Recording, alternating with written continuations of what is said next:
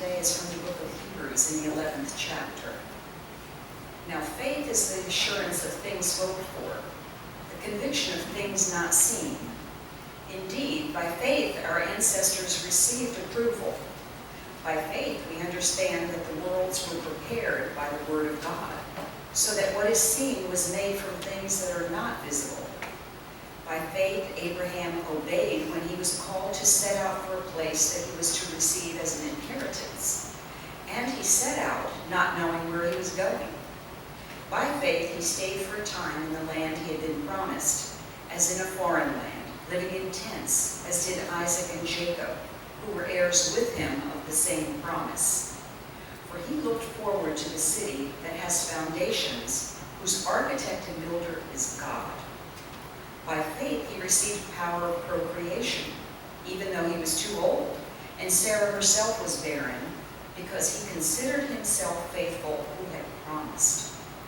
Therefore, from one person, and this one as good as dead, descendants were born, as many as the stars of heaven, and as the innumerable grains of sand by the seashore. All of these died in faith, without having received the promises, but from a distance they saw and greeted them. They confessed that they were strangers and foreigners on the earth. For people who speak in this way make it clear that they are seeking a homeland. If they had been thinking of the land that they had left behind, they would have had opportunity to return. But as it is, they desire a better country, that is, a heavenly one. Therefore, God is not ashamed to be called their God. Indeed, he has prepared a city for them. The word of God for the people of God. Thanks be to God. Well, it's been said that to do the same thing over and over again and expect different results is the definition of insanity. And yet, how often do we do that? Albert Einstein once said, we can't solve problems using the same kind of thinking that got us into those problems. And President Reagan once said, status quo is Latin for the mess we're in.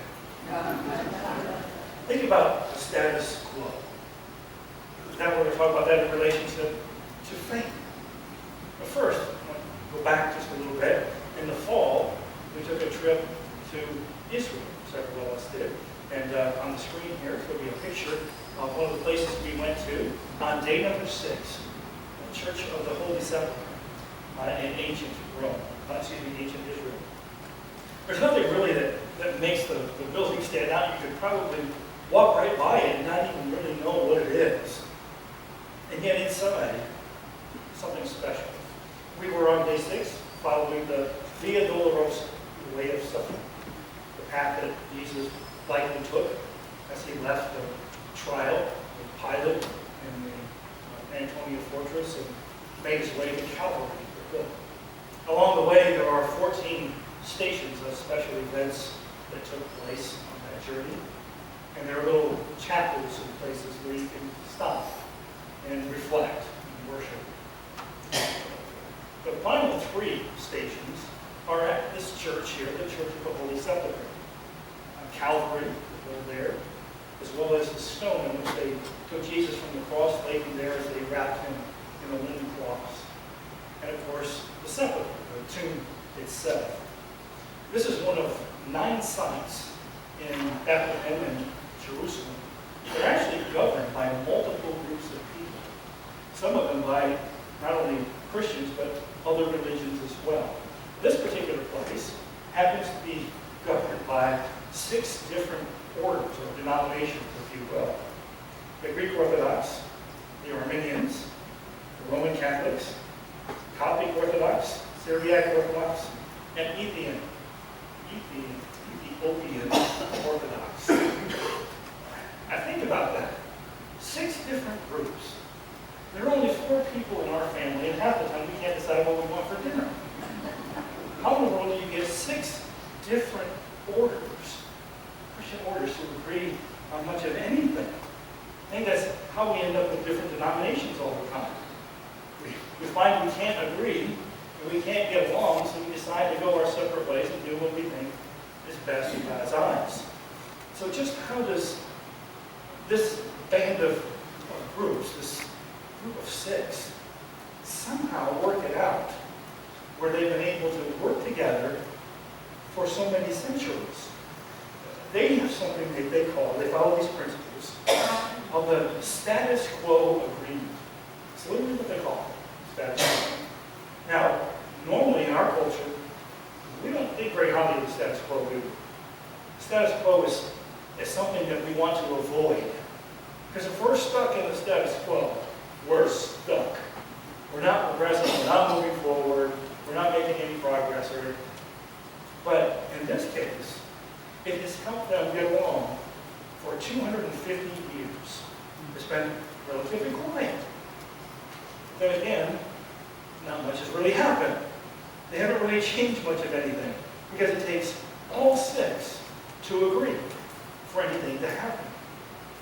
Now, we were there, as you can see. Our guide told us that it was a little bit slow that morning because there was nobody really in the plaza, but it was packed on the inside. We agreed, kind of informally, that we've all lived in Central Florida long enough, and we've stood in lines long enough at Disney that we weren't going to stand in lines to see the sepulcher, and we just explored around inside. But it was amazing to see how these locations, where important events took place, were so venerated, and now so ornately decorated. And it was curious for me to see some of these clerics from the different orders. We saw the changing the guard, if you will, in a couple of places. The different things that they do and how they look. And even before this trip, I knew that this was overseen by several groups. What I didn't know was this little story.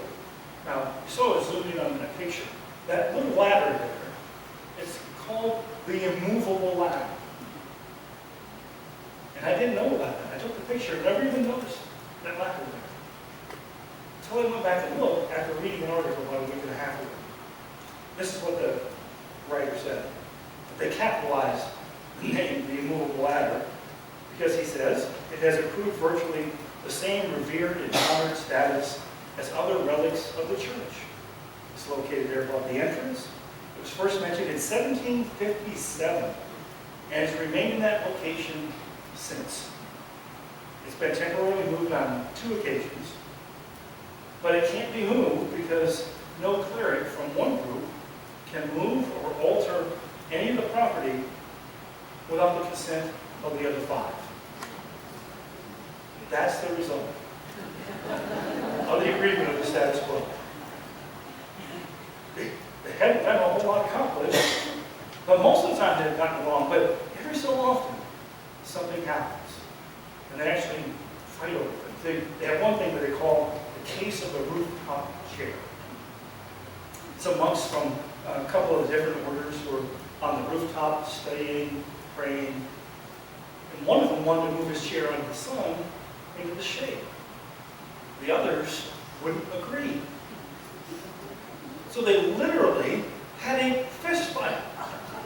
The police had to be called, and 11 monks from these orders were taken to the hospital. So much for the status quo. No matter what era you live in, to challenge the status quo is risky and sometimes dangerous. Now, in the Bible reading today, we see the writer of Hebrews opening this portion of his letter with a very simple, clear, concise definition, if you will, of faith.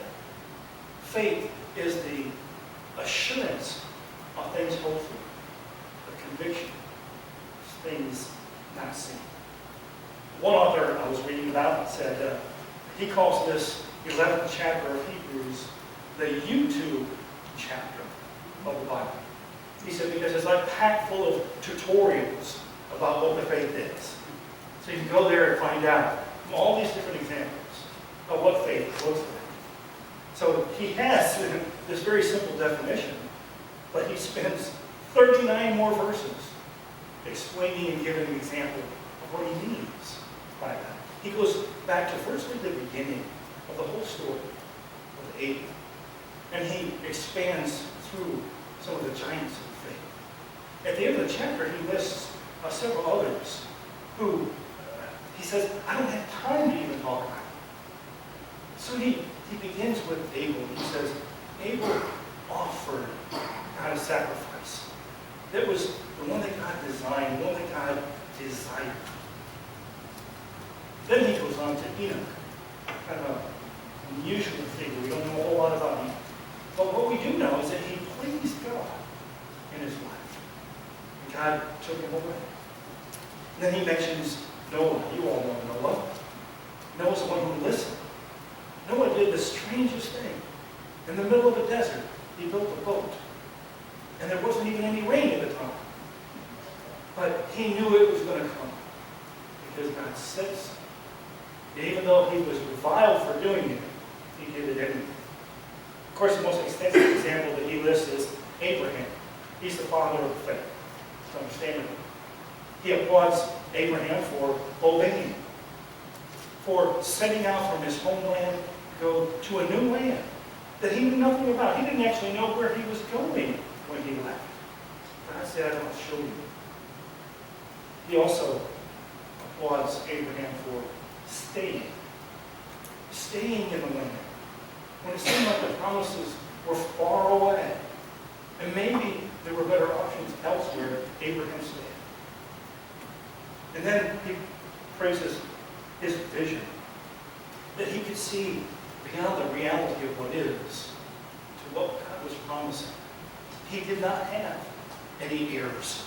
And he got promised, he believed that he could see it. And finally, his trust in God. Once he did have that heir, Isaac was born.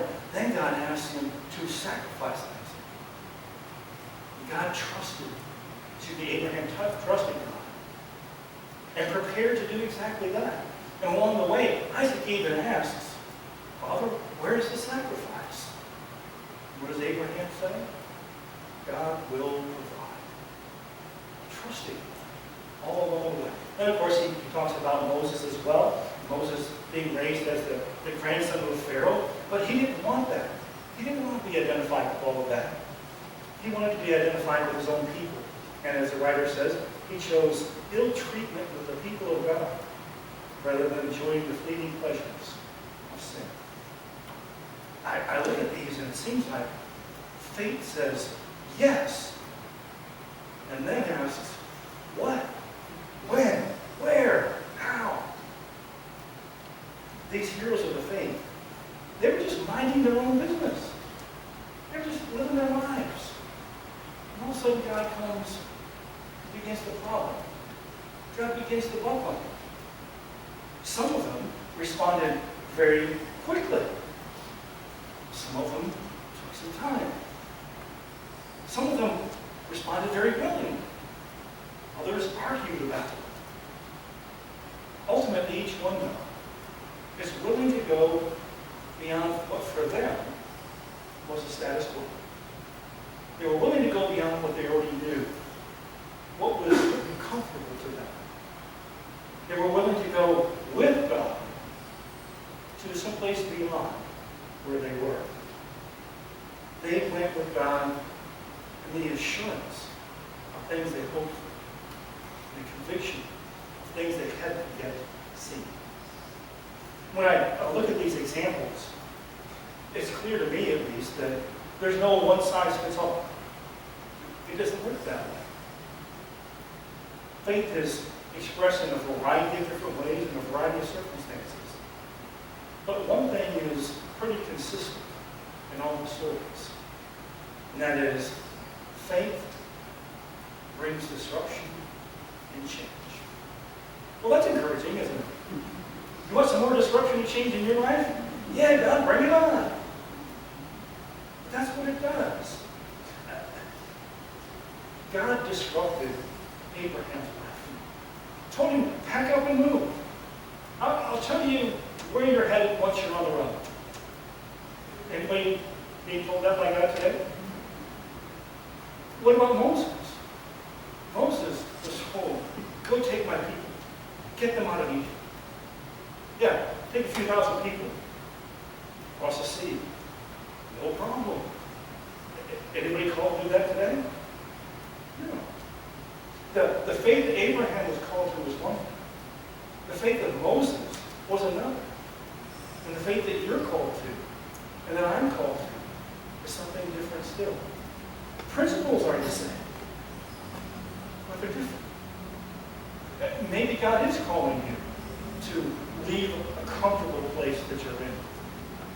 And maybe that's physical. Maybe it's a new place, a new home, a new location, a new city. Maybe it's just a different circumstance in life. Maybe it has something to do with family or work. But God still calls people to this very day. It brings change and disruption. It can be exciting and scary all at the same time. The circumstances will be different, but the principle is the same. The writer of Hebrews seems to say that faith has these two important things that it asks of us: trust and obedience. It's our trust in God that brings about the assurance of the things we hope for. When we learn to trust God, and we do that through experience. And our obedience to God brings about a situation in which we then have conviction about the things that God reveals that we haven't yet seen with our eyes, but we know to be true. It all comes through experience. And some of the experience is our own experience. Some of it's the experience of other people. When we share our faith stories with one another, we learn of God's faithfulness. And that increases our assurance. It increases our trust. And not just ours, but these stories too. When we read the stories that are put together here in God's Word, that builds our assurance that God is faithful. It builds our conviction that what God calls us to, what God promises, God will fulfill. God is faithful. The Apostle Paul had it right when he said, faith comes by hearing, and hearing by the Word of God. The writer shares so many of these stories, I think, because then we can connect with at least one of them, maybe many of them. And when we can connect with them, it helps build that assurance for us. It helps build that conviction within us. It takes as much faith to live today as it did thousands of years ago. Circumstances are all different, but it takes just as much. Faith is the key. Faith always has this element of challenge to us. Whether it's about external things, or if it's challenging us within, or both. What we need is faith. We need that assurance of things that we hope for, that conviction of things we can't yet see with our eyes. And that comes as a gift from God as we walk with God. It usually doesn't come in one fell swoop. It's usually little pieces at a time as we consistently walk with God. Now, I don't know how much you've been paying attention, but things have changed a lot in our little community over the last few years, haven't they? I was really brought to an awareness of that, having moved for 3 years and then come back. It's like, holy cow. There's construction going on, there's more homes, more people moving in, the roads are more congested, the parking lots are full, the stores are busy. All the things that give me frustration and headache. If you're like me, sometimes you just spend some time just thinking, I can't be the way it was 15 years ago. When we first came here 16 years ago, this was a beautiful little place. Somewhat quiet. We loved it. That's exactly why everyone else wants to be here. We can look at all these things, the frustrations, the headaches, the disruptions, and we can moan, complain, groan about it all, and wish things were the way they used to. It doesn't change the way things are. Kathleen Norris is quoted as saying, disconnecting from change does not recapture the past, it loses the future. Isn't that interesting? Disconnecting from change doesn't recapture the past, it loses the future. Perhaps it's these very disruptions and changes that God wants to use to call us, to nudge us, to prod us, to make us uncomfortable enough to believe what we know, to do what God wants, to go where God wants, to reach those whom God wants. God continues to call us. It's always a challenge to move out of our comfort zones. It's a challenge to look at things differently, to do things differently, to be in different places, to work with different people. In his book, Just Wondering Jesus, Tom Hurley writes this: in our zeal for scriptures that justify resistance to change, we fail to see that the Bible is all about nothing but change. The ancient were Hebrews, meaning wanderers.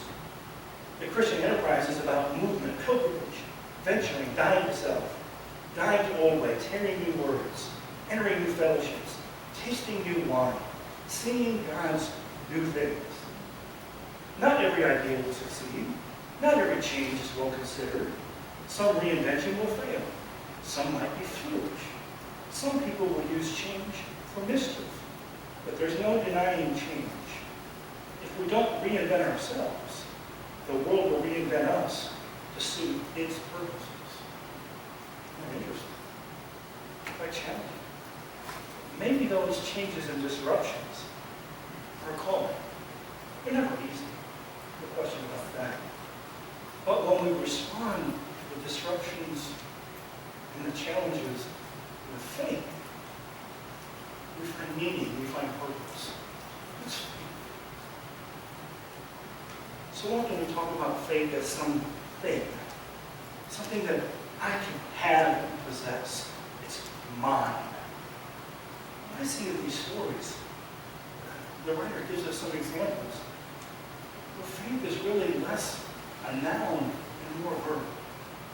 Less a thing, more an action. It's less about something we have and more about something we do. Maybe even better, something we become. And it all happens because God is so amazing. God's love and grace are so amazing.